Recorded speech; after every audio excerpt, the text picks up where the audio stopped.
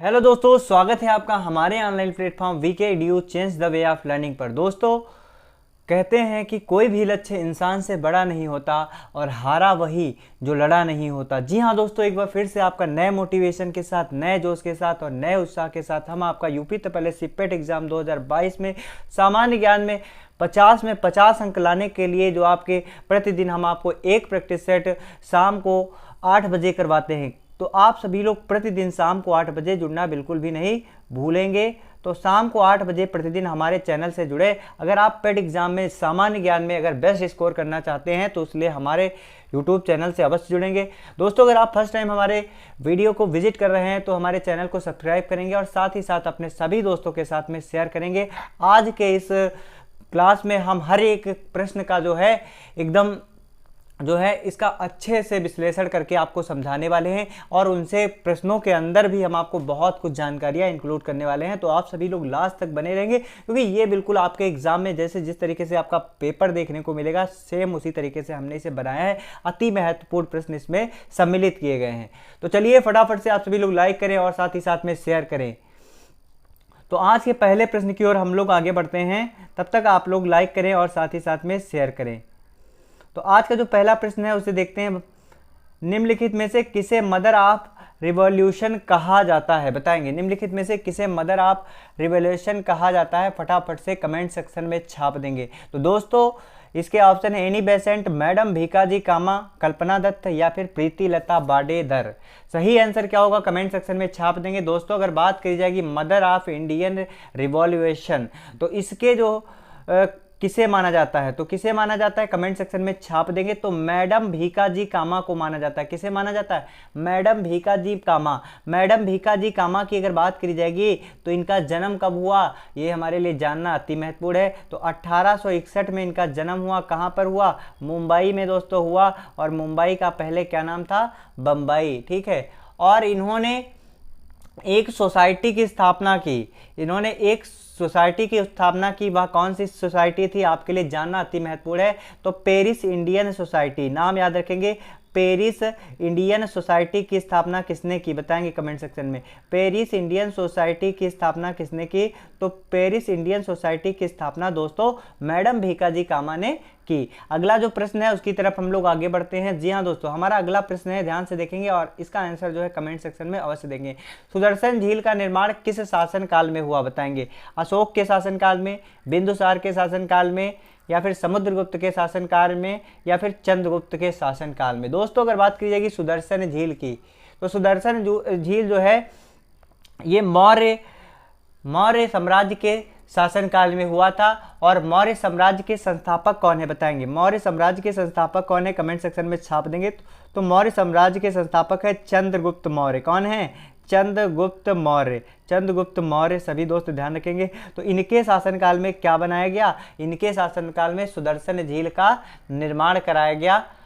और अगर बात की जाएगी सुदर्शन झील का पुनरुद्धार किसने किया, कमेंट सेक्शन में छाप देंगे। पुनरुद्धार किसने किया? पुनरुद्धार किसने किया? तो इसका पुनरुद्धार अशोक ने किया। किसने किया? अशोक ने किया।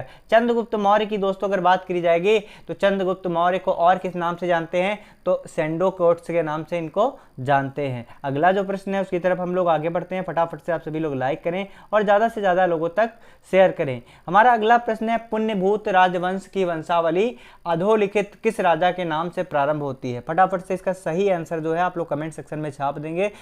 ऑप्शन ए है प्रभाकर वर्धन, राज्यवर्धन, नरवर्धन या फिर आदित्यवर्धन। सही आंसर क्या होगा कमेंट सेक्शन में बताएंगे। तो अगर बात की जाएगी पुण्यभूत राजवंश की वंशावली किस राजा के नाम से प्रारंभ होती है, तो पुण्यभूत की इसके वंश के कौन से शासन हैं जिनसे इनकी नाम के वंशावली स्टार्ट होती है?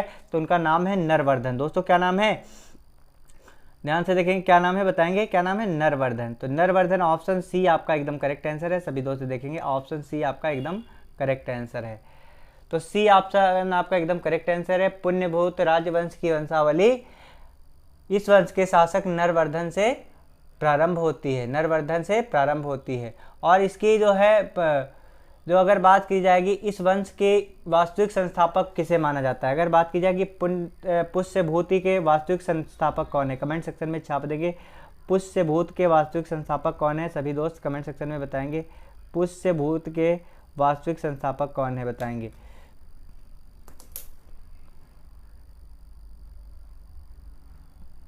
पुष्य भूत के वास्तविक संस्थापक कौन है, फटाफट से कमेंट सेक्शन में बताएंगे। तो नरवर्धन इसका एकदम करेक्ट आंसर है दोस्तों, नरवर्धन। क्या है, नरवर्धन। अगर बात की जाएगी पुष्य भूत वंश के वास्तविक संस्थापक किसे मानते हैं, तो प्रभाकर वर्धन को मानते हैं। किसे मानते हैं, प्रभाकर वर्धन को वास्तविक संस्थापक मानते हैं। अगला जो प्रश्न है उसकी तरफ हम लोग आगे बढ़ते हैं। फटाफट से आप सभी लोग लाइक करेंगे और साथ ही साथ में शेयर करेंगे। अगला जो प्रश्न है उसकी तरफ हम लोग आगे बढ़ते हैं, देखेंगे। अगला प्रश्न है, अधोलिखित में से कौन सी ताम्रपाषाणिक ग्रामीण संस्कृति प्राचीनतम है। ठीक है, तो बताएंगे। जोरवे संस्कृति, कायथा संस्कृति, आहार संस्कृति या फिर मालवा संस्कृति। इसका सही आंसर क्या होगा, कमेंट सेक्शन में छाप देंगे। तो अगर बात करी जाएगी इसमें से कौन सी संस्कृति जो है, इसमें से कौन संस्कृति ताम्रपाषाणिक ग्रामीण से संबंधित है, तो इसका एकदम करेक्ट आंसर है आहार संस्कृति। दोस्तों अगर बात की जाएगी आहार संस्कृति की, तो यह संस्कृति की सबसे प्राचीनतम क्या है, संस्कृति की सबसे प्राचीनतम जो है ताम्रपाषाण कालीन ग्रामीण संस्कृति है। कौन सी, आहार संस्कृति। तो ऑप्शन सी आपका एकदम करेक्ट हो जाएगा। अगला जो प्रश्न है उसकी तरफ हम लोग आगे बढ़ते हैं। फटाफट से आप सभी लोग लाइक करेंगे और साथ ही साथ में अपने सभी प्यारे प्यारे दोस्तों के साथ में शेयर करेंगे। अगला प्रश्न है, देखेंगे। मौर्य साम्राज्य की स्थापना से पहले समस्त उत्तरी भारत विभक्त था। तो मौर्य साम्राज्य की स्थापना से पहले उत्तरी भारत विभक्त था 20 राजतंत्र शासन में, 2 शासन तंत्रों में, या फिर 10 राजतंत्र शासन में, या फिर 16 महाजनपद व गणराज्यों में। सही आंसर क्या होगा, कमेंट सेक्शन में छाप देंगे। दोस्तों अगर बात की जाएगी मौर्य साम्राज्य की स्थापना से पहले क्या था, तो मौर्य साम्राज्य के स्थापना से पहले 16 महाजनपद व गणराज्य थे। याद रखेंगे, अगर आपको अच्छे से याद होगा तो आप याद कर सकते हैं क्या था, 16 महाजनपद व गणराज्य थे। और इसमें आपके महाजनपदों के नाम क्या थे, तो हम आपको बता रहे हैं, ध्यान से सुन लीजिए। अंग, मगध, काशी, वत्स, अस्मक, कंबोज, कुरु, मृत्युस्य, मल्ल, सूरसेन, पांचाल, चेदी और गांधार।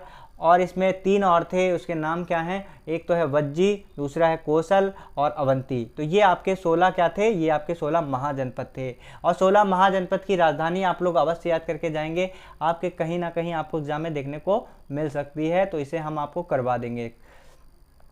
अगला जो प्रश्न है उसे देखेंगे। महात्मा गांधी ने किस अर्थव्यवस्था की वकालत की, स्थानीय, केंद्रीकृत, विकेंद्रीकृत या फिर ग्लोबल। सही आंसर क्या होगा, कमेंट सेक्शन में छाप देंगे। दोस्तों अगर बात की जाएगी महात्मा गांधी ने किस अर्थव्यवस्था की वकालत की, तो महात्मा गांधी ने विकेंद्रीकृत अर्थव्यवस्था की वकालत की। किस की वकालत की, तो विकेंद्रीकृत अर्थव्यवस्था। ऑप्शन सी आपका एकदम करेक्ट आंसर हो जाएगा, विकेंद्रीकृत। अगला जो प्रश्न है उसकी तरफ हम लोग आगे बढ़ते हैं। और अगर बात करी जाएगी महात्मा गांधी की दोस्तों, तो विकेंद्रीकृत से इनका कौन सी, इसका चिन्ह किससे संबोधित करते हैं, चरखा से। जो महात्मा गांधी जी का चरखा है तो वो किससे संबोधित करता है, तो ये अगर प्रश्न आपसे पूछा जाए तो चरखा जो है विकेंद्रीकृत को संबोधित करता है। अगला जो प्रश्न है उसकी तरफ हम लोग आगे बढ़ते हैं। फटाफट से आप सभी लोग लाइक करेंगे और साथ ही साथ में ज़्यादा से ज़्यादा दोस्तों के साथ में शेयर करेंगे। अलीगढ़ मुस्लिम विश्वविद्यालय की स्थापना किसने की, बताएंगे। अलीगढ़ मुस्लिम विश्वविद्यालय की स्थापना किसने की, सैयद अहमद खान, मोहम्मद अली जौहर, मोहम्मद इकबाल या फिर सैयद अमीर अली। सही आंसर क्या होगा, कमेंट सेक्शन में छाप देंगे। अलीगढ़ मुस्लिम विश्वविद्यालय की बात की जाएगी तो इसकी स्थापना सर सैयद अहमद खान ने की। किसने की, सर सैयद अहमद खान ने की। और इसकी स्थापना का मुख्य उद्देश्य क्या था, मुस्लिम युवाओं को अंग्रेजी तथा विज्ञान की बहुत अच्छी क्या देना, शिक्षा प्रदान करना। तो इनका नाम क्या है, सैयद अहमद खान। ऑप्शन ए आपका एकदम करेक्ट आंसर हो जाएगा, सैयद अहमद खान। सभी दोस्त ध्यान रखेंगे, ऑप्शन ए आपका एकदम करेक्ट आंसर। अगला जो प्रश्न है उसकी तरफ हम लोग आगे बढ़ते हैं। फटाफट से आप सभी लोग लाइक करें और शेयर करें। अगला है 28 दिसंबर 1885 को भारतीय राष्ट्रीय कांग्रेस की स्थापना गोकुलदास तेजपाल संस्कृत स्कूल के परिसर में कहाँ पर हुई, तो बताएंगे 1885 में भारतीय राष्ट्रीय कांग्रेस की, बताएंगे भारतीय राष्ट्रीय कांग्रेस की स्थापना किसने की थी, तो ए.ओ. ह्यूम ने की थी। किसने, ए.ओ. ह्यूम ने की थी। और अगर बात की जाए इसकी स्थापना किस स्कूल के परिसर में हुई थी, तो गोकुलदास तेजपाल संस्कृत स्कूल के परिसर में हुई थी। और यह स्कूल कहाँ पर है, यह स्कूल कहाँ पर पढ़ता है, तो यह स्कूल आपका मुंबई में पढ़ता है। कहाँ पे पढ़ता है, मुंबई में। तो ऑप्शन बी आपका एकदम करेक्ट आंसर है, ध्यान रखेंगे। ऑप्शन बी क्या है, आपका एकदम करेक्ट आंसर है बी।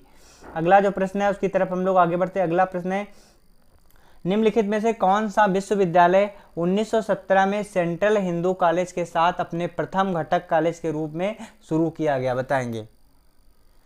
1917 में सेंट्रल हिंदू कॉलेज के साथ अपने प्रथम घटक कॉलेज के रूप में शुरू किया गया। गौतम बुद्ध विश्वविद्यालय, राष्ट्रीय विश्वविद्यालय, इलाहाबाद विश्वविद्यालय या फिर बनारस हिंदू विश्वविद्यालय। तो दोस्तों अगर बात करी जाएगी 1917 में सेंट्रल हिंदू कॉलेज के साथ में कौन सा विश्वविद्यालय जो है प्रथम घटक कॉलेज के रूप में शुरू किया गया, तो इसका दोस्तों एकदम करेक्ट आंसर हो जाएगा आपका बनारस हिंदू विश्वविद्यालय। कौन सा है? बनारस हिंदू विश्वविद्यालय, ऑप्शन डी आपका एकदम करेक्ट आंसर हो जाएगा। बात करी जाएगी बनारस हिंदू विश्वविद्यालय, तो बनारस हिंदू विश्वविद्यालय जो है ये आपका कहाँ पर पड़ता है? तो ये आपका वाराणसी में पड़ता है और इसकी स्थापना कब हुई? 1916 में हुई। कब हुई? 1916 में हुई। अगर बात की जाएगी आपका सेंट्रल हिंदू कॉलेज, तो सेंट्रल हिंदू कॉलेज की स्थापना किसने की? तो दोस्तों सेंट्रल हिंदू कॉलेज की अगर बात की जाएगी तो इसकी स्थापना एनी बेसेंट ने की। दोस्तों अगर बात की जाएगी एनी बेसेंट की, तो ध्यान से देखेंगे एनी बेसेंट जो है इन्होंने किस आंदोलन की अध्यक्षता की है, फटाफट से कमेंट सेक्शन में छाप देंगे। तो इन्होंने होम रूल लीग आंदोलन की स्थापना की। कई बार हमने अपने प्रैक्टिस सेट में भी बताया, ये आपका 16 नंबर का 17 नंबर का प्रैक्टिस सेट है और इसमें हम कई बार आपका रिवाइज भी करवा रहे हैं। तो आप सभी लोग हमारा जो है सेशन जो 1 है इसका प्रैक्टिस सेट से वहाँ से लास्ट तक जो है हम जब तक करवाते हैं तब तक पूरा सा रिवाइज कर लेंगे। आपको कई बार हमने आपको वही चीज़ें रिवाइज करवाई, इससे आपकी बहुत अच्छी प्रिपेयर होने वाली हैं। तो आप लोग जो हमारे जो प्रैक्टिस सेट है वो 1 से आप लोग देखें और लास्ट तक धीरे धीरे एक दिन में अगर आप 2 देखेंगे तो आपका जो है जीके बहुत अच्छा प्रिपेयर हो जाएगा। तो होम रूल लीग आंदोलन की स्थापना जो है एनी बेसेंट ने की। साथ ही साथ में सेंट्रल हिंदू कॉलेज की स्थापना भी किसने की? तो सेंट्रल हिंदू कॉलेज की स्थापना भी एनी बेसेंट के द्वारा 1898 में की गई। दोस्तों अगर बात करी जाएगी एनी बेसेंट की, दोस्तों बात करी जाएगी एनी बेसेंट की, तो एनी बेसेंट पहली महिला है जिन्होंने कांग्रेस की अध्यक्षता की। कांग्रेस की किसी अधिवेशन की अध्यक्षता करने वाली पहली महिला कौन है? तो एनी बेसेंट है। सभी दोस्त ध्यान रखेंगे। अगला जो प्रश्न है उसकी तरफ हम लोग आगे बढ़ते हैं। अगला प्रश्न है, निम्नलिखित में से कौन सा परिवहन का सबसे सस्ता साधन है? बताएंगे कौन सा परिवहन का सबसे सस्ता साधन है? वर्ष 1919, वर्ष 1920, वर्ष 1921 या फिर वर्ष 1922। तो अगर बात करी जाएगी कौन सा परिवहन का सबसे सस्ता साधन है, तो परिवहन के सबसे सस्ते साधन की बात करी गई है दोस्तों। तो बताएंगे परिवहन का सबसे सस्ता साधन कौन सा है? तो परिवहन का सबसे सस्ता साधन यहाँ पे आपके ऑप्शन जो है ये आपके इसमें से कोई भी आंसर नहीं होने वाला, क्योंकि परिवहन का साधन पूछा गया, ना कि आपसे कोई वर्ष पूछा गया है। टाइपिंग में जो है जो टाइप करता है उसने गलती कर दी है, कोई दिक्कत नहीं लेंगे, हम इसका सही आंसर आपको बता देंगे। तो अगर बात करी जाएगी अगर परिवहन में सबसे सस्ता साधन क्या है, तो सबसे सस्ता साधन है जल मार्ग। दोस्तों क्या है? जल मार्ग है। क्या है? जल मार्ग है। सभी दोस्त ध्यान रखेंगे, जल मार्ग सबसे सस्ता साधन है, तो इसे ध्यान रखेंगे, जल मार्ग। अगला जो प्रश्न है उसकी तरफ हम लोग आगे बढ़ते हैं। फटाफट से आप सभी लोग लाइक करें और ज़्यादा से ज़्यादा दोस्तों तक शेयर करें। अगला प्रश्न आ गया, फिर से वही वाला प्रश्न हो गया कि निम्नलिखित में से कौन सा परिवहन सबसे सस्ता साधन है? तो इसका ऑप्शन सी हो जाएगा। क्या हो जाएगा? जल परिवहन। क्या हो जाएगा? जल परिवहन हो जाएगा। सभी दोस्त ध्यान रखेंगे। अगला जो प्रश्न है उसकी तरफ हम लोग आगे बढ़ते हैं। फटाफट से आप सभी लोग लाइक करें और ज़्यादा से ज़्यादा दोस्तों तक शेयर करें। गोदावरी नदी कहाँ से निकलती है? कमेंट सेक्शन में छाप देंगे, गोदावरी नदी कहाँ से निकलती है? अमरकंटक से, बैतूल से, नासिक से या फिर महाबलेश्वर से? किससे? महाबलेश्वर से। सही आंसर क्या होगा? कमेंट सेक्शन में छाप देंगे। तो दोस्तों अगर बात की जाएगी गोदावरी नदी की, तो गोदावरी नदी कहाँ से निकलती है? गोदावरी दोस्तों नदी नासिक से निकलती है और नासिक से निकलती है। नासिक किस जिले में पड़ता है? तो बताएंगे नासिक किस जिले में पड़ता है? तो ये महाराष्ट्र जिले में पड़ता है नासिक। और गोदावरी नदी को क्या कहते हैं? गोदावरी नदी को वृद्ध गंगा या फिर दक्षिण की गंगा भी कहा जाता है। ध्यान रखेंगे, वृद्ध गंगा या फिर दक्षिण की गंगा गोदावरी नदी को कहा जाता है। और गोदावरी नदी जो है या बंगाल की खाड़ी में मिलती है। कहाँ पर मिलती है? बंगाल की खाड़ी में मिलती है। अगला जो प्रश्न है उसकी तरफ हम लोग आगे बढ़ते हैं। स्वेज नहर जोड़ती है, तो बताएंगे स्वेज नहर किसे जोड़ती है? भूमध्य सागर को लाल सागर से लाल सागर को अरब सागर से, भूमध्य सागर को अटलांटिक सागर से, या फिर भूमध्य सागर को अरब सागर से? सही आंसर क्या होगा कमेंट सेक्शन में छाप देंगे। जी हाँ दोस्तों, तो स्वेज नहर की अगर बात करी जाएगी तो स्वेज नहर भूमध्य सागर को लाल सागर से जोड़ता है, तो इसलिए हमारा ऑप्शन ए जो है, ऑप्शन ए आपका एकदम करेक्ट आंसर है। भूमध्य सागर को लाल सागर से जोड़ती है कौन सी नहर? स्वेज नहर। अगला जो प्रश्न है उसकी तरफ हम लोग आगे बढ़ते हैं। फटाफट से आप सभी लोग आज के सेशन को लाइक करें और शेयर करें। निम्नलिखित में से कौन से ताप व्युत्क्रमण के लिए आदर्श स्थितियां हैं? बताएंगे। निम्नलिखित में से कौन ताप व्युत्क्रमण के लिए आदर्श स्थितियां हैं? बादल युक्त आकाश, या फिर शांत एवं स्थिर वायु, या फिर लंबे ग्रीष्मकालीन दिवस? तो ताप व्युत्क्रमण के लिए आदर्श स्थितियां कौन सी हैं? तो ताप व्युत्क्रमण के लिए आदर्श स्थितियां हैं शांत एवं स्थिर वायु। क्या है? ध्यान से देखेंगे, शांत एवं स्थिर वायु है, शांत एवं स्थिर वायु है। तो बी ऑप्शन केवल आपका मैच कर रहा है, ऑप्शन बी शांत एवं स्थिर वायु। ऑप्शन डी आपका एकदम करेक्ट आंसर हो जाएगा, केवल बी वाला आपका सही है। अगला जो प्रश्न है उसकी तरफ हम लोग आगे बढ़ते हैं। मेघालय का पठार का विस्तार है, मेघालय का पठार विस्तार है, प्रायद्वीपीय पठार है, या फिर अरावली है, हिमालय है, या फिर तिब्बत का पठार है? सही आंसर क्या होगा कमेंट सेक्शन में छाप देंगे। दोस्तों अगर बात की जाएगी मेघालय के पठार की, तो मेघालय का पठार वास्तव में कैसा है? तो वास्तव में भारतीय प्रायद्वीपीय पठार है। कैसा है? प्रायद्वीपीय पठार है। ऑप्शन ए आपका एकदम करेक्ट आंसर हो जाएगा, भारत का प्रायद्वीपीय पठार है। ध्यान रखेंगे, मेघालय का पठार कैसा है? भारत का प्रायद्वीपीय पठार है। अगला जो प्रश्न है उसकी तरफ हम लोग आगे बढ़ते हैं। फटाफट से आप सभी लोग सेशन को लाइक करेंगे और ज़्यादा से ज़्यादा दोस्तों तक शेयर करेंगे। एम.एस. स्वामीनाथन, फटाफट से छाप देंगे। एम.एस. स्वामीनाथन नामक कृषि वैज्ञानिक ने किसमें प्रमुख भूमिका निभाई? तो एम.एस. स्वामीनाथन की अगर बात करी जाएगी दोस्तों तो ये कौन थे? तो एम.एस. स्वामीनाथन की दोस्तों अगर बात करी जाएगी एम.एस. स्वामीनाथन की, तो ये कौन थे? ये हरित क्रांति के भारत में जनक थे। तो हरित क्रांति के भारत में जनक कौन है बताएंगे? तो हरित क्रांति के भारत में जनक है एम.एस. स्वामीनाथन। तो इनका संबंध किससे है? हरित क्रांति से। और भारत में हरित क्रांति के जनक कौन है? तो भारत में हरित क्रांति के जनक है एम.एस. स्वामीनाथन।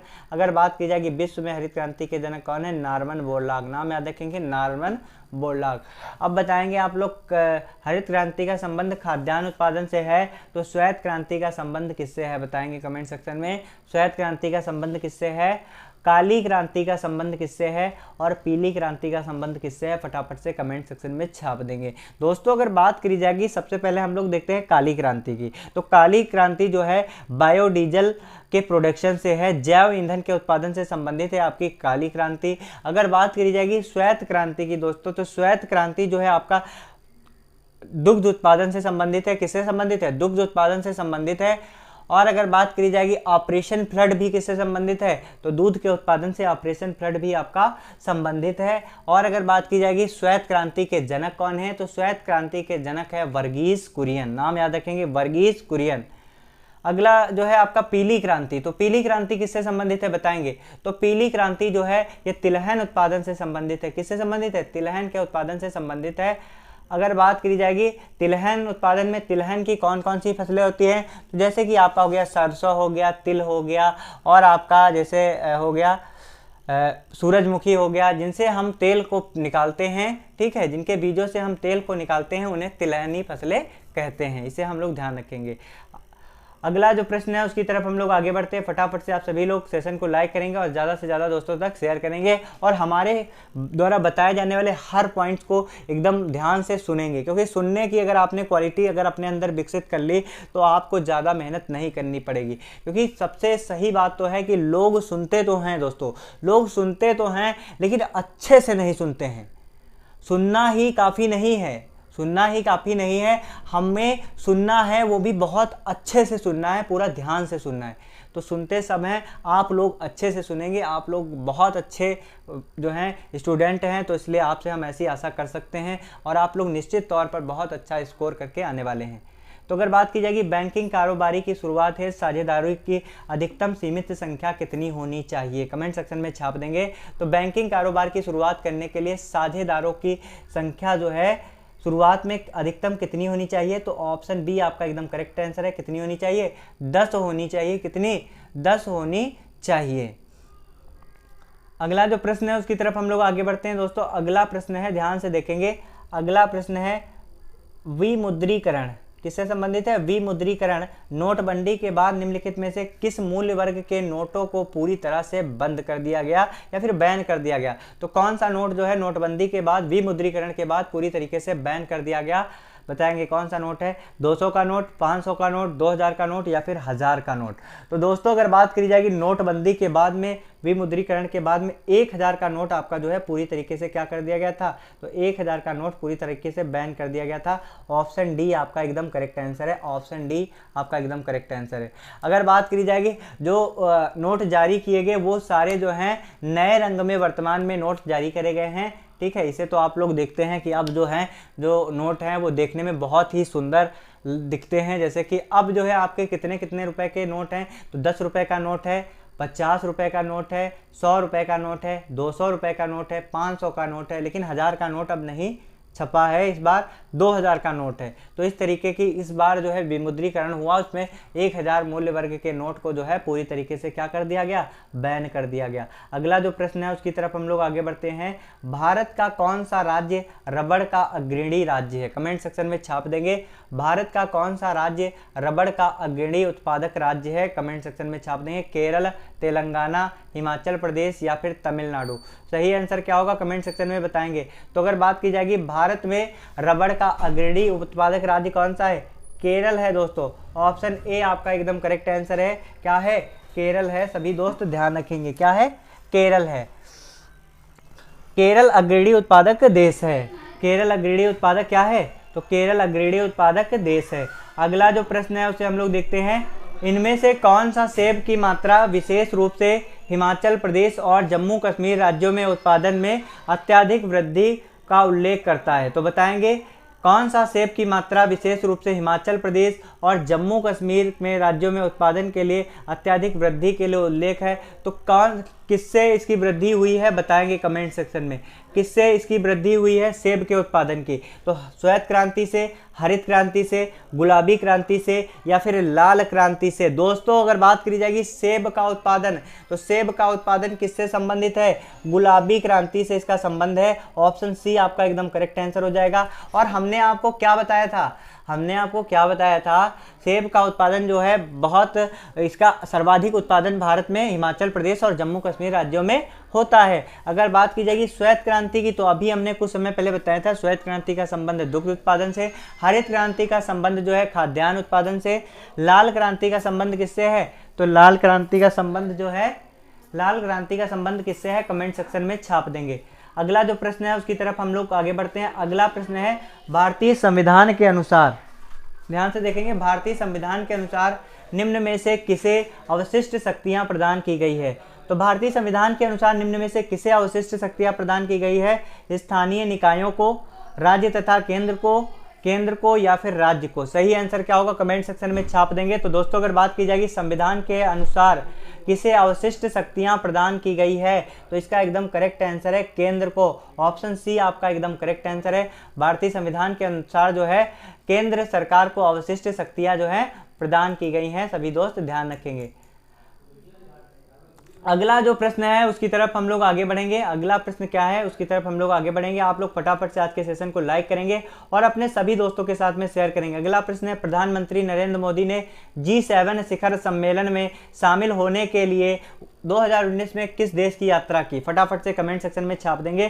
प्रधानमंत्री नरेंद्र मोदी के द्वारा 2019 में किस देश की यात्रा की गई है? इटली की, फ्रांस की, जर्मनी की या फिर इंग्लैंड की? सही आंसर क्या होगा? कमेंट सेक्शन में छाप देंगे। दोस्तों अगर बात की जाएगी प्रधानमंत्री नरेंद्र मोदी जी के द्वारा G7 के 45वें शिखर सम्मेलन में जो शामिल होने के लिए कहां पर गए हुए थे? किस देश में गए हुए थे? तो फ्रांस में गए हुए थे। कहां पर?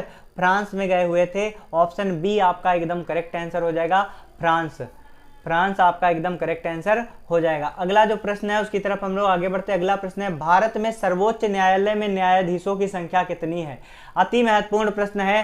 भारत में सर्वोच्च न्यायालय में न्यायाधीशों की संख्या कितनी है? तो भारत में सर्वोच्च न्यायालय में न्यायाधीशों की संख्या अगर दोस्तों बात करी जाएगी तो 33 + 1, 33 + 1, 33 आपके न्यायाधीश हैं और एक आपके कौन है, एक आपके मुख्य न्यायाधीश हैं। क्या है, एक आपके मुख्य न्यायाधीश हैं और 33 न्यायाधीश हैं। तो टोटल कुल अगर पूछा जाएगा तो कुल कितने हो जाएंगे, 34 न्यायाधीश हो जाएंगे। ऑप्शन ए आपका एकदम करेक्ट आंसर हो जाएगा, ऑप्शन ए। अगर बात करी जाएगी न्यायाधीशों की नियुक्ति किसके द्वारा होती है, या फिर न्यायाधीशों की नियुक्ति कौन करता है, न्यायाधीशों की नियुक्ति कौन करता है, तो न्यायाधीशों की नियुक्ति जो है राष्ट्रपति करता है। कौन करता है, राष्ट्रपति करता है। सभी दोस्त ध्यान रखेंगे। अगला जो प्रश्न है उसकी तरफ हम लोग आगे बढ़ते हैं। अगला प्रश्न है दोस्तों, लुक ईस्ट पॉलिसी का एक्ट ईस्ट पॉलिसी में परिवर्तन कब हुआ, बताएंगे। एक्ट ईस्ट पॉलिसी में परिवर्तन कब हुआ, कमेंट सेक्शन में छाप देंगे। दिसंबर 2015, नवंबर 2015, दिसंबर 2014 या फिर नवंबर 2014। तो अगर बात की जाएगी लुक ईस्ट पॉलिसी का एक्ट ईस्ट पॉलिसी परिवर्तन कब हुआ है, तो नवंबर 2014 में किया गया। कब किया गया, नवंबर 2014 में किया गया। ऑप्शन डी आपका एकदम करेक्ट आंसर है दोस्तों, नवंबर 2014। अगला प्रश्न क्या है उसकी तरफ हम लोग आगे बढ़ते हैं। फटाफट से आप सभी लोग आज के सेशन को लाइक करेंगे और साथ ही साथ में शेयर करेंगे। दोस्तों अगला क्वेश्चन है हमारा, उत्तर प्रदेश जमींदारी उन्मूलन एवं भूमि सुधार अधिनियम 1950 अंतर्निहित है। तो 1950 का भूमि सुधार अधिनियम 1950 अंतर्निहित है। किससे अंतर्निहित है बताएंगे, 12वीं अनुसूची से, 11वीं अनुसूची से, 10वीं अनुसूची से या फिर 9वीं अनुसूची से। तो दोस्तों इसका एकदम करेक्ट आंसर हो जाएगा 9वीं अनुसूची से। उत्तर प्रदेश में जमींदारी प्रदेश की जमींदारी और भूमि सुधार का जो है उन्मूलन है, यह अधिनियम जो है 1950 के समय में जो है इसे 9वीं अनुसूची से संबंधित है। तो ये जो अधिनियम आपका जो है 1950 में हुआ था यह अधिनियम, और इसका संविधान के किस अनुसूची में इसका वर्णन किया गया, तो 9वीं अनुसूची में इसका दोस्तों वर्णन किया गया है जमींदारी प्रणाली का। किसमें, तो ये याद रखेंगे 9वीं अनुसूची में किसका वर्णन किया गया है, तो 9वीं अनुसूची में जमींदारी प्रणाली या फिर जमींदार प्रणाली का वर्णन किसमें किया गया है, तो जमींदारी प्रणाली का वर्णन जो है 9वीं अनुसूची में किया गया है, और साथ ही साथ में भूमि सुधार का भी। अगला जो प्रश्न है उसकी तरफ हम लोग आगे बढ़ते हैं। चेचक के विषाणु का नाम बताइए। चेचक के विषाणु का नाम क्या है, कमेंट सेक्शन में छाप देना है। बैसिलस टाइफोसस, विब्रियो कैलोरी या फिर एंटमीबा हिस्टोलिटिका या फिर वेरियोला वायरस। सही आंसर क्या होगा कमेंट सेक्शन में छाप देंगे। दोस्तों अगर बात की जाएगी चेचक एक दोस्तों किस विषाणु जनित आपका रोग है, जैसा कि इसमें लिखा है चेचक के विषाणु का नाम बताइए। तो चेचक जो है पूछा जाए किससे जनित है, तो ये आपका वायरस से जो है इसका पैथोजन कौन होता है, इसका पैथोजन जो है विषाणु होता है। अगर बात करी जाएगी इसका वायरस कौन है, तो वेरियोला वायरस है। कौन सा है, वेरियोला वायरस। ऑप्शन डी आपका एकदम करेक्ट आंसर है, ऑप्शन डी। अगर बात करी जाएगी चेचक की दोस्तों, तो चेचक में क्या होता है, चेचक में शरीर में जो है दाने उभर आते हैं और इन दानों में क्या होता है, बहुत ही ज़्यादा दर्द होती है और इसके कारण जो है बुखार आ जाता है और बुखार से कमजोरी होती है। ठीक है, लेकिन अगर बात की जाएगी चेचक की, तो चेचक की बीमारी के रोकने की अगर बात की जाएगी तो इसका टीका लगता है। तो चेचक की टीके की खोज किसने की है, कमेंट सेक्शन में बताएंगे सभी दोस्त। चेचक के टीके की खोज किसके द्वारा की गई है बताएंगे। अगला जो प्रश्न है उसकी तरफ हम लोग आगे बढ़ते हैं। फटाफट से आप सभी लोग लाइक करेंगे और साथ ही साथ में शेयर करेंगे। सेफर विधि का प्रयोग किया जाता है, तो सेफर विधि का प्रयोग किसमें किया जाता है, टांग की हड्डी टूटने पर, सामान्य मूर्छा बेहोशी आने पर, पसली की हड्डी टूटने पर या फिर रोगी के पानी में डूबने पर। सही आंसर क्या होगा कमेंट सेक्शन में छाप देंगे सभी दोस्त। तो सेफर विधि की अगर बात करी जाएगी तो सेफर विधि का प्रयोग तब किया जाता है जब रोगी पानी में डूबता है या फिर कोई व्यक्ति पानी में डूबता है तो उसे सेफर विधि के द्वारा कृत्रिम सांस दी जाती है। क्या दी जाती है, सेफर विधि द्वारा क्या किया जाता है, तो सेफर विधि द्वारा व्यक्ति को कृत्रिम सांस दी जाती है। क्या दी जाती है, कृत्रिम सांस दी जाती है। सभी दोस्त ध्यान रखेंगे, कृत्रिम सांस दी जाती है। इसके अंतर्गत जो होता है व्यक्ति को पेट बल लिटा दिया जाता है और उसके कमर पर दबाव डाला जाता है, जिसके कारण फेफड़े में सक्रिय अवस्था आने का प्रयास करते हैं, फेफड़े को सक्रिय अवस्था में आने का प्रयास करते हैं, तो इस विधि को क्या कहते हैं? शेफर विधि कहते हैं। अगला जो प्रश्न है उसकी तरफ हम लोग आगे बढ़ते हैं। अगला प्रश्न है दोस्तों, समपोषणी विकास की संकल्पना की व्याख्या सर्वप्रथम किसमें की गई है? बताएंगे। समपोषणी विकास की संकल्पना की व्याख्या सर्वप्रथम किसमें की गई है? प्रथम पृथ्वी सम्मेलन रिपोर्ट में, ब्राटलैंड कमीशन रिपोर्ट में, या फिर विश्व विकास रिपोर्ट में, या फिर मानव विकास रिपोर्ट में? सही आंसर क्या होगा कमेंट सेक्शन में छाप देंगे। तो दोस्तों अगर बात की जाएगी समपोषणी विकास की संकल्पना, तो समपोषणी विकास की संकल्पना जो है ब्राटलैंड कमीशन रिपोर्ट के द्वारा प्रकाशित हुई है। किससे प्रकाशित हुई? ब्राटलैंड कमीशन रिपोर्ट के द्वारा समपोषणी विकास की संकल्पना जो है प्रकाशित हुई। और कब प्रकाशित हुई? 1984 दोस्तों, 1984 में, 1984 में। अगला जो प्रश्न है उसकी तरफ हम लोग आगे बढ़ते हैं। अगला प्रश्न है दोस्तों, कॉम्पिटेंस शिफ्ट निम्नलिखित में से किस पर निर्भर करती है? कमेंट सेक्शन में छाप देंगे। कॉम्पिटेंस शिफ्ट निम्नलिखित में से किस पर निर्भर करती है? आपतित विकिरण पर, प्रकीर्णन द्वारा प्रवृत्ति पर, या फिर प्रकीर्णन के कोण पर, या फिर आवृत्ति के आयाम पर? तो सही आंसर क्या होगा कमेंट सेक्शन में छाप देंगे। दोस्तों अगर बात की जाएगी कॉम्पिटेंस शिफ्ट प्रकीर्णन, तो ये किस पर निर्भर करती है? तो कॉम्पिटेंस शिफ्ट जो है प्रकीर्णन के कोण पर निर्भर करती है। किस पर निर्भर करती है? प्रकीर्णन के कोण पर निर्भर करती है। ऑप्शन सी आपका एकदम करेक्ट आंसर है दोस्तों। और इसका जो है खोज किसने की थी? तो कॉम्पटन नामक वैज्ञानिक ने की थी। किसने की थी? कॉम्पटन नामक वैज्ञानिक ने खोज की थी। और किसकी खोज की थी? तो कॉम्पिटेंस शिफ्ट प्रकीर्णन की। और इन्होंने अपने एक प्रयोग में बताया था कि ग्रेफाइट ब्लॉक द्वारा प्रकीर्णित यक्ष किरणों की तरंगदैर्घ्य 2 प्रकार से प्राप्त होती है। अगला जो प्रश्न है उसकी तरफ हम लोग आगे बढ़ते हैं। निर्दिष्ट प्रवाहकत्व संवाहकता की इकाई क्या है? बताएंगे। कमेंट सेक्शन में छाप देंगे। निर्दिष्ट प्रवाहकत्व की इकाई क्या है? कमेंट सेक्शन में छाप देंगे। तो इसका एकदम करेक्ट आंसर है सीमेंस सेमी। क्या है? सीमेंस सेमी इसका एकदम करेक्ट आंसर है। ऑप्शन डी आपका एकदम करेक्ट आंसर है। सभी दोस्त ध्यान रखेंगे।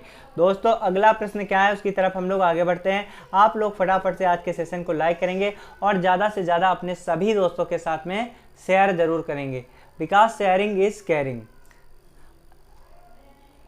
अगला प्रश्न है 16 दिसंबर 2021 को उत्तर प्रदेश वित्त मंत्री, ध्यान से देखें, उत्तर प्रदेश वित्त मंत्री सुरेश खन्ना ने वित्तीय वर्ष 2022-23 के लिए राज्य का अंतरिम बजट प्रस्तुत किया है। इस बजट का आकार कितना है? कमेंट सेक्शन में छाप देंगे। दोस्तों जितने सारे दोस्त जुड़े हुए हैं, इसका सही आंसर क्या होगा कमेंट सेक्शन में छाप देंगे। फटाफट से आप सभी लोग बताएंगे इसका बजट कितना है। सभी दोस्त कमेंट सेक्शन में अवश्य बताएंगे। तो दोस्तों अगर बात करी जाएगी 16 दिसंबर 2021 में उत्तर प्रदेश के द्वारा किसके द्वारा पेश किया गया? किसके द्वारा पेश किया गया ये? तो उत्तर प्रदेश के वित्त मंत्री सुरेश खन्ना के द्वारा ये पेश किया गया है। उत्तर प्रदेश के वित्त मंत्री सुरेश खन्ना के द्वारा पेश किया गया। तो कितना है? 4,95,731 किलोमीटर। ध्यान से देखेंगे, 4,95,731 करोड़, या फिर 5,10,932 5,10,932.61 करोड़, या फिर आपका 5,45,370.69 करोड़, और या फिर ऑप्शन डी है आपका 6,18,331.53 करोड़। तो इसका सही आंसर क्या होगा फटाफट से आप सभी लोग कमेंट सेक्शन में छाप देंगे। दोस्तों तो इसका एकदम करेक्ट आंसर है 5,45,370.69 करोड़ रुपए है। ऑप्शन सी आपका एकदम करेक्ट आंसर है। अगला जो प्रश्न है उसकी तरफ हम लोग आगे बढ़ते हैं। दोस्तों अगला प्रश्न है, हाल ही में कौन जीन बैंक परियोजना स्थापित करने वाला भारत का पहला राज्य बना है? तो जीन बैंक परियोजना को स्थापित करने वाला भारत का पहला राज्य बना है महाराष्ट्र। दोस्तों कौन सा राज्य बना है? महाराष्ट्र। अगर बात की जाएगी महाराष्ट्र की, तो महाराष्ट्र की राजधानी क्या है? मुंबई दोस्तों है महाराष्ट्र की राजधानी। क्या है? मुंबई है महाराष्ट्र की राजधानी। अगर बात की जाएगी मुंबई क्या है, तो मुंबई को फिल्म की नगरी कहा जाता है। साथ ही साथ में यह विश्व का 5वां सबसे व्यस्त शहर है। तो विश्व का 5वां सबसे ज़्यादा व्यस्त शहर है। व्यस्त शहर है, ध्यान रखेंगे, व्यस्त शहर है। अगला जो प्रश्न है उसकी तरफ हम लोग आगे बढ़ेंगे। हाल ही में प्रसिद्ध व्यक्ति सलीम घोष का 70 वर्ष की आयु में निधन हो गया, वे किस क्षेत्र से संबंधित थे? कमेंट सेक्शन में छाप देंगे। लेखक, अभिनेता, चित्रकार या फिर पत्रकार? सही आंसर क्या होगा कमेंट सेक्शन में बताएंगे। दोस्तों अगर बात की जाएगी प्रसिद्ध व्यक्ति सलीम घोष की, तो 70 वर्ष की आयु में इनका क्या हो गया? निधन हो गया। इनका संबंध किससे है? तो ये किससे संबंधित है? तो ये एक अभिनेता थे। क्या थे? अभिनेता थे। ऑप्शन बी आपका एकदम करेक्ट आंसर है, अभिनेता। अगला जो प्रश्न है उसकी तरफ हम लोग आगे बढ़ते हैं। अगला प्रश्न है, हाल ही में कौन गगन तकनीकी का प्रयोग करने वाला भारत की पहली एयरलाइन कंपनी बनी है? बताएंगे। गगन तकनीकी का प्रयोग करने वाली भारत की पहली एयरलाइन कंपनी बनी है स्पाइस जेट, गो फर्स्ट, विस्तारा या फिर इंडिगो? सही आंसर क्या होगा कमेंट सेक्शन में छाप देंगे।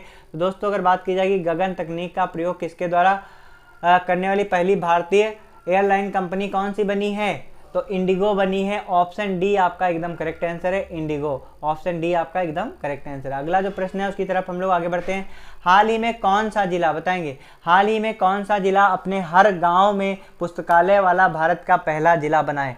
अगर आपका पहला पहला जहां पर होता है, पहला पहला का मतलब तो आप लोग समझ ही सकते हैं, बहुत अच्छे से समझते हैं पहला पहला क्या होता है। तो अगर कोई चीज़ पहला पहला या पहली करके आता है, ठीक है, तो वो आपके लिए बहुत ही इंपॉर्टेंट होता है। वो करंट अफेयर का पॉइंट आप लोग ज़रूर याद करके एग्जाम में जाएंगे। तो अगर बात की जाएगी अपने हर गांव में पुस्तकालय वाला भारत का पहला जिला कौन सा बन गया है? कमेंट सेक्शन में छाप देंगे। तो जामताड़ा जिला बन गया है और ये कहाँ पर है? झारखंड में।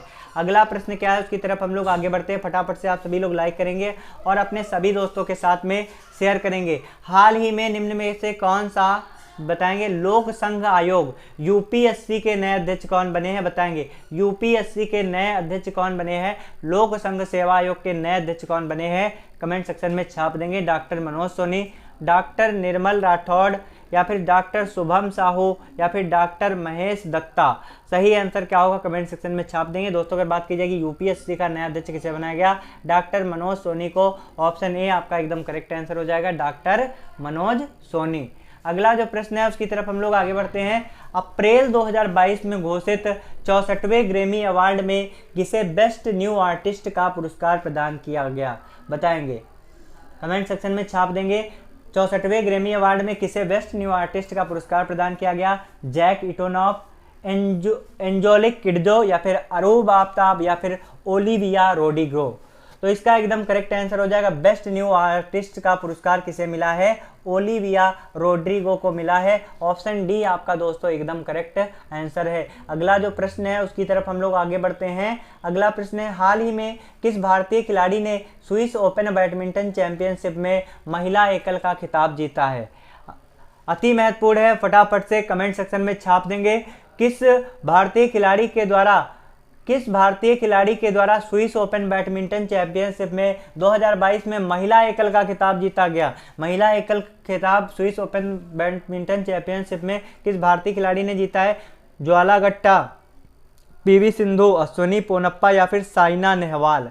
साइना नेहवाल। सही आंसर क्या होगा कमेंट सेक्शन में छाप देंगे जितने सारे दोस्त जुड़े हुए हैं। तो इसका एकदम करेक्ट आंसर है पीवी सिंधु। ऑप्शन बी आपका एकदम करेक्ट आंसर है। स्विस ओपन बैडमिंटन चैंपियनशिप 2022 में पीवी सिंधु ने महिला एकल का खिताब जीता। अगला प्रश्न है, प्रतिवर्ष 12 मार्च को भारत के किस राज्य का स्थापना दिवस मनाया जाता है? बताएंगे कमेंट सेक्शन में। 12 मार्च को भारत के किस राज्य का स्थापना दिवस मनाया जाता है? तो 12 मार्च को दोस्तों किसका स्थापना दिवस मनाया जाता है? झारखंड का, गोवा का, बिहार का या फिर ओडिशा का? दोस्तों इसका एकदम करेक्ट आंसर है बिहार। ऑप्शन सी आपका एकदम करेक्ट आंसर है बिहार। बिहार आपका एकदम करेक्ट आंसर है, सभी दोस्त ध्यान रखेंगे। अगर बात की जाएगी दोस्तों बिहार की, तो बिहार के बारे में आप लोग बताएंगे बिहार की राजधानी क्या है? तो बिहार की राजधानी है पटना और नीतीश कुमार वर्तमान समय में वहाँ के क्या हैं? मुख्यमंत्री हैं। तो बिहार इसका एकदम करेक्ट आंसर है, सभी दोस्त ध्यान रखेंगे। अगला प्रश्न है, हाल ही में किस देश की सरकार ने पूर्व भारतीय क्रिकेटर सुरेश रैना को स्पोर्ट्स आइकॉन पुरस्कार प्रदान किया है? तो बताएंगे किसके द्वारा प्रदान किया गया? जापान के द्वारा, श्रीलंका के द्वारा, मालदीव के द्वारा या फिर बांग्लादेश के द्वारा? अगर बात की जाएगी भारत के एक क्रिकेटर हैं जो कि बहुत ही फेमस हैं, सुरेश रैना। तो उन्हें किस देश के द्वारा स्पोर्ट्स आइकन का पुरस्कार प्रदान किया गया है? तो इसका एकदम करेक्ट आंसर है मालदीव। दोस्तों क्या है ना, मालदीव। और मालदीव की अगर बात आएगी तो मालदीव की राजधानी क्या है? माले। क्या है? माले। और रुपया इसकी मुद्रा है। क्या है? रुपया इसकी क्या है? मुद्रा है। अगर बात करी जाएगी दोस्तों जापान, तो जापान की राजधानी क्या? कमेंट सेक्शन में छाप देंगे। तो जापान की राजधानी है टोक्यो। क्या है दोस्तों? टोक्यो है जापान की राजधानी। और ये राजधानी किस द्वीप पर बसी हुई है? होन्शु द्वीप पर बसी हुई है जापान की राजधानी, होन्शु द्वीप पर। अगला जो है श्रीलंका।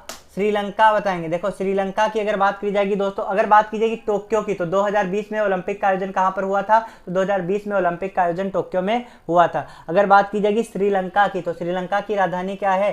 श्री जयवर्धनपुरे कोट्टे। क्या है? श्री जयवर्धनपुरे कोट्टे। श्री जयवर्धनपुरे कोट्टे आप लोग ध्यान से सुन लेंगे, सुनना ही बहुत ज़्यादा इंपॉर्टेंट है। श्रीलंका की अगर बात की जाएगी दोस्तों, तो श्रीलंका और भारत के मध्य में कौन सी जल संधि बनती है? तो पाक जल संधि बनती है। दोस्तों ध्यान से सुनेंगे। बांग्लादेश की अगर बात करी जाएगी दोस्तों, तो बांग्लादेश की अगर जब बात करी जाएगी तो बांग्लादेश की राजधानी क्या है? तो बांग्लादेश की राजधानी है ढाका। क्या है? ढाका है बांग्लादेश की राजधानी। और बांग्लादेश की मुद्रा क्या है? तो बांग्लादेश की राजधानी ढाका। और ढाका से आपका बनता है टाका। तो टाका नहीं टका याद कर लेंगे। क्या याद कर लेंगे? टका। अगला जो प्रश्न है उसकी तरफ हम लोग आगे बढ़ते हैं, फटाफट से देखते हैं अगला प्रश्न क्या है। फटाफट से आप सभी लोग आज के सेशन को लाइक करें और अपने सभी दोस्तों के साथ में शेयर कर दें। दोस्तों अपने सभी दोस्तों के साथ में फटाफट से आज का सेशन शेयर कर दें। अगला प्रश्न क्या है? आजकल यूरोप और भारत के किस जर्मन शिक्षा शास्त्री की पाठ योजना पद्धति प्रचलित है? पाठ योजना पद्धति किस शिक्षा शास्त्री की जो है प्रचलित है? बताएंगे हर्बर्ट, डाल्टन, मॉन्टेसरी या फिर फ्रोबेल। सही आंसर क्या होगा? कमेंट सेक्शन में छाप देंगे। तो अगर बात की जाएगी यूरोप और भारत में किस जर्मनी शिक्षा शास्त्री का पाठ योजना पद्धति जो है प्रचलित है, तो किस जर्मनी प्रसिद्ध शिक्षा शास्त्र की प्रचलित है? तो उनका नाम है फ्रोबेल। क्या नाम है? फ्रोबेल है। ऑप्शन डी आपका एकदम करेक्ट आंसर है। क्या है? ऑप्शन डी आपका एकदम करेक्ट आंसर है। यूरोप तथा एशिया में इनकी शिक्षा पद्धति जो है वह प्रचलित है, फ्रोबेल की। अगला जो प्रश्न है उसकी तरफ हम लोग आगे बढ़ते हैं। अगला प्रश्न है योजना विधि आधारित है। कमेंट सेक्शन में छाप देंगे। योजना विधि किससे आधारित है? करके सीखने पर, देखने पर, सुनने पर या फिर इनमें से कोई नहीं। तो दोस्तों अगर बात की जाएगी योजना विधि की, तो योजना विधि किससे संबंधित है?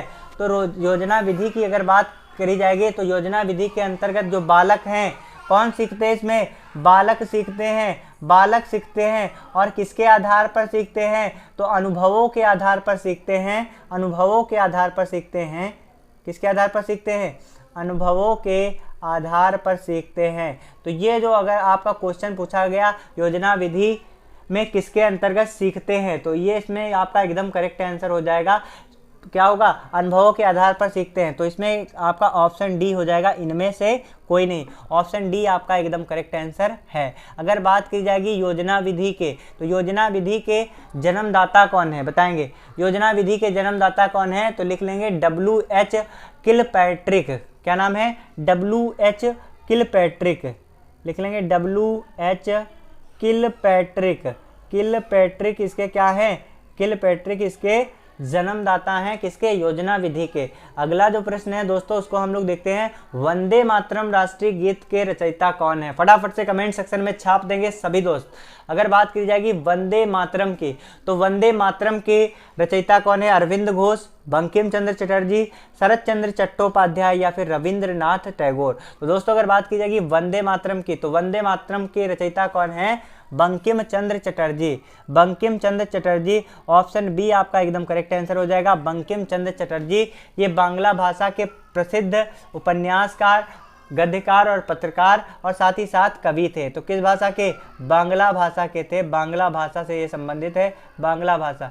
और सबसे पहले जो है वंदे मातरम को जो है किस उपन्यास में इसे प्रकाशित किया गया था? बताएंगे। किस उपन्यास में इन्होंने अपने प्रकाशित किया था? बताएंगे। वंदे मातरम किसमें प्रकाशित किया गया? फटाफट से कमेंट सेक्शन में छाप देंगे।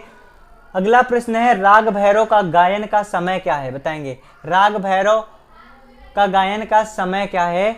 रात्रि, सायंकाल, दोपहर या फिर प्रातःकाल। दोस्तों अगर बात की जाएगी राग भैरव के गायन का समय क्या है, तो राग भैरव जो है आश्रय राग है। कैसा राग है? आश्रय राग है। और इस राग को गाने के लिए सबसे पहले ध्यान से लिख लेंगे कौन सा राग है? आश्रय राग है। आश्रय राग है। और आश्रय राग की खासियत क्या है? ध्यान से देखेंगे, आश्रय राग है और इसकी खासियत क्या है? यह राग गाने के लिए सबसे उपयुक्त समय कौन है? तो सबसे उपयुक्त समय है, सबसे जो है प्रमुख समय कौन सा होगा? अच्छा समय कौन सा होगा? प्रातः काल। कौन सा होगा? प्रातः काल होगा। ऑप्शन डी आपका एकदम करेक्ट आंसर है। राग भैरव को गाने के लिए जो है उपयुक्त समय कौन सा होगा?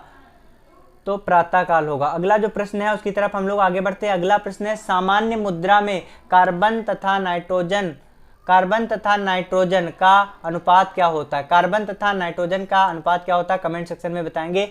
20 अनुपात, ध्यान से देखेंगे, 20:1, 15:1 या फिर 10:1 या फिर 5:1। तो अगर आप कोई भी सामान्य मुद्रा में अगर देखा जाए तो कार्बन तथा नाइट्रोजन का अनुपात जो होता है कितना होता है? तो सी तथा एन का रेशियो कितना होता है? कमेंट सेक्शन में छाप देंगे।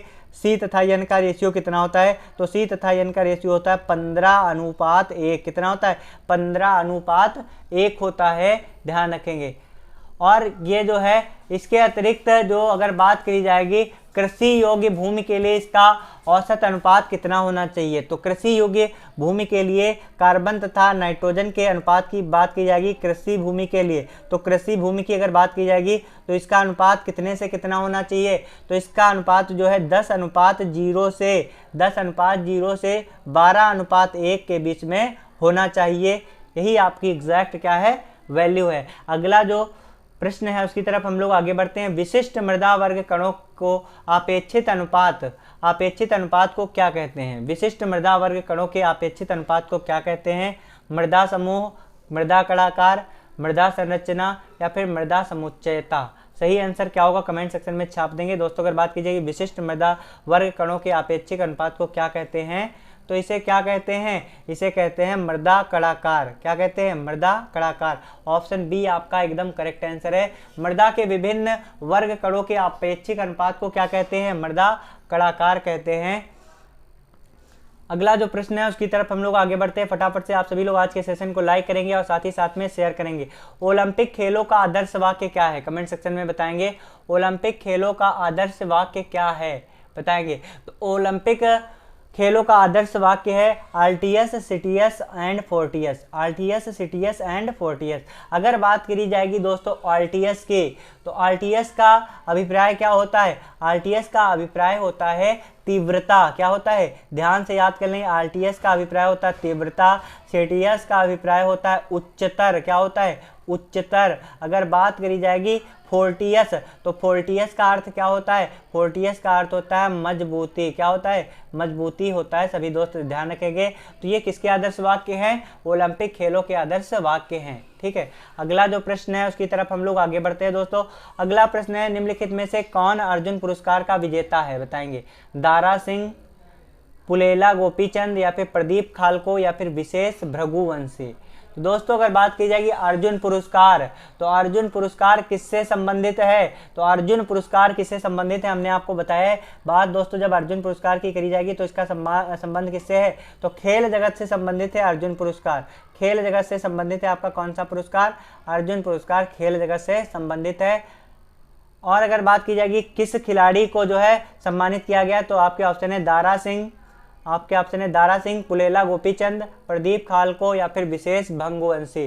तो इसका एकदम करेक्ट आंसर हो जाएगा पुलेला गोपीचंद। पुलेला गोपीचंद दोस्तों एक भारतीय बैडमिंटन के खिलाड़ी थे। पुलेला गोपीचंद किसके खिलाड़ी थे? बैडमिंटन के क्या थे? खिलाड़ी थे। और साथ ही खिलाड़ी हैं। और साथ ही साथ में अगर बात की जाएगी इनको कब प्रदान किया गया अर्जुन पुरस्कार? तो 1999। पुलेला गोपीचंद को 1999 में यह पुरस्कार प्राप्त किया गया। कौन सा है? अर्जुन पुरस्कार दोस्तों। अर्जुन पुरस्कार ध्यान रखेंगे। अगला जो प्रश्न है उसकी तरफ हम लोग आगे बढ़ते हैं। फटाफट से सभी दोस्त देखेंगे।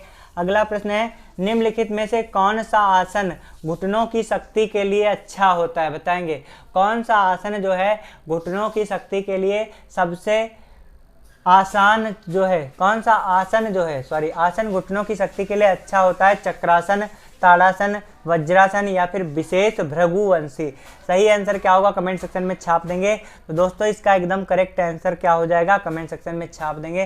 तो दोस्तों इसका एकदम करेक्ट आंसर है विशेष भृगुवंशी। ऑप्शन डी आपका एकदम करेक्ट आंसर हो जाएगा, विशेष भृगुवंशी। ऑप्शन डी आपका एकदम करेक्ट आंसर है।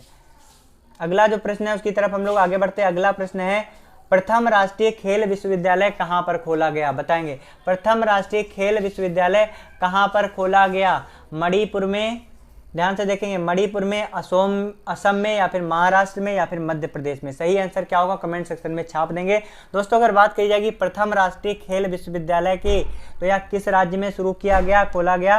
तो मणिपुर में। कहाँ पर? मणिपुर में। दोस्तों ऑप्शन ए आपका एकदम करेक्ट आंसर हो जाएगा। ऑप्शन ए आपका एकदम करेक्ट आंसर हो जाएगा। और भारत में यह स्थापित पहला केंद्रीय विश्वविद्यालय है। क्या है? भारत में स्थापित पहला केंद्रीय विश्वविद्यालय कौन सा है? तो ये आपका कहाँ पर खोला गया है? तो ये आपका मणिपुर में खोला गया है। तो आज का सेशन दोस्तों बस हमारा यहीं तक है। आप सभी लोग लास्ट तक बने रहे उसके लिए बहुत बहुत धन्यवाद। आप लोग प्रतिदिन 8 बजे शाम को दोस्तों प्रतिदिन आप हमारे लाइव सेशन से अवश्य जुड़ेंगे। यूपी तपल एससी पेट एग्जाम में बेस्ट स्कोर 50 में 50 का स्कोर करने के लिए आप लोग हमारे जो प्रैक्टिस सेट हम करवा रहे हैं, आज की हमारी प्रैक्टिस सेट नंबर 17 है। और आप लोग प्रैक्टिस सेट नंबर 1 से अगर जब तक हम करवाएंगे लास्ट वाले प्रैक्टिस सेट तक अगर आप देखेंगे और अच्छे से उसे सुनेंगे और साथ ही साथ में उसका रिवीजन करेंगे तो आपके निश्चित तौर पर बहुत ही बेस्ट स्कोर करने वाले हैं आप। दोस्तों आप सभी लोग लास्ट तक बने रहे उसके लिए बहुत बहुत धन्यवाद। लास्ट में बस यही कहना चाहते हैं जो हर रोज कहते हैं कि अपनी मंजिल को भुलाकर जिया भी तो क्या जिया, अपनी मंजिल को भुलाकर जिया भी तो क्या जिया, अगर है दम तो उसे पार कर दिखा, लिख दे खून से अपने कामयाबी की कहानी को और बोल दे उस किस्मत से, अगर है दम तो मिटा कर दिखा। थैंक यू सो मच दोस्तों।